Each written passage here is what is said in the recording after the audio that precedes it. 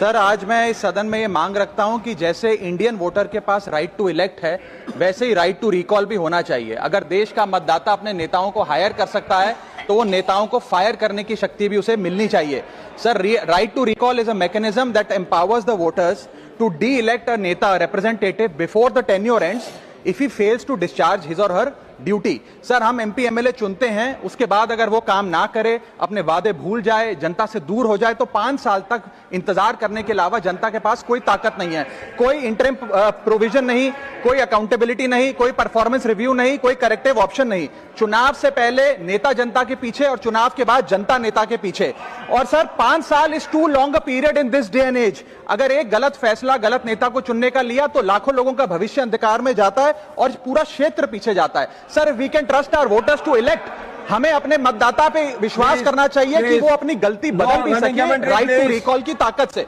Sir, let me clarify that right to recall is not a weapon against politicians. It is an insurance policy for democracy. और भारत के संविधान में जब आप राष्ट्रपति को इंपीच कर सकते हैं टेन्योर के दौरान, उपराष्ट्रपति को हटाने का प्रावधान है, जजों को इंपीच करने के लिए प्रोसेस लेट डाउन है, यहां तक कि रूलिंग गवर्नमेंट के खिलाफ नो कॉन्फिडेंस मोशन लाकर आप सरकार बर्खास्त कर सकते हैं। तो एमपी एमएलए अगर आपका नॉन परफॉर्मिंग है तो उसको हटाने के लिए क्यों नहीं राइट टू रिकॉल मतदाता को देना चाहिए।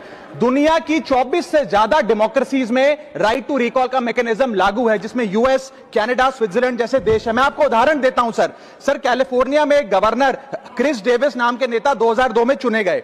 उनके कार्यकाल में मैसिव पावर कट हुए, एनर्जी क्राइसिस हुआ, बजट की मिसमैनेजमेंट और गन शूटिंग की वारदातें हुई। उसके चलते 1.3 मिलियन कंस्टिट्यूएंट्स ने एक पिटीशन साइन करके दी कि इन्हें रिकॉल किया जाए। वहां के चुनाव आयोग ने रिकॉल वोट कराया 7 अक्टूबर 2003 को और 55% मतदाताओं ने वोट किया कि इस नेता को बर्खास्त किया जाए। ग्रे डेविस को हटाया गया और आर्नल्ड श्वार्ज़नेगर को वहां पे गवर्नर बनाया गया। सर, मैं बता दूं कि हिंदुस्तान में भी इसका प्रेसिडेंट है।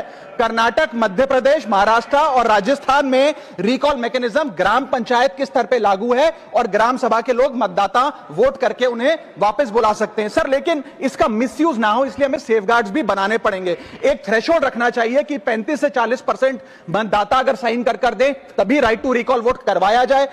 नेता को 18 महीने के लिए परफॉर्मेंस पीरियड देना चाहिए, कूलिंग ऑफ पीरियड, जिसमें उसे ना हटाया जाए। स्पेसिफिक ग्राउंड्स फॉर रिमूवल होने चाहिए ताकि फ्रिवलेस ग्राउंड्स ना हो और रिकॉल कम से कम 50% वोटों के बाद हो। ऐसा होगा तो पार्टियां भी ऐसे लोगों को टिकटें देंगी जो परफॉर्मर्स हो, ना कि नॉन परफॉर्मिंग एसेट, और भारत की डेमोक्रेसी मैच्योर होगी, सिटीजन एम्पावरमेंट बढ़ेगा and recall will give the voter the power to fix that right now. Sir.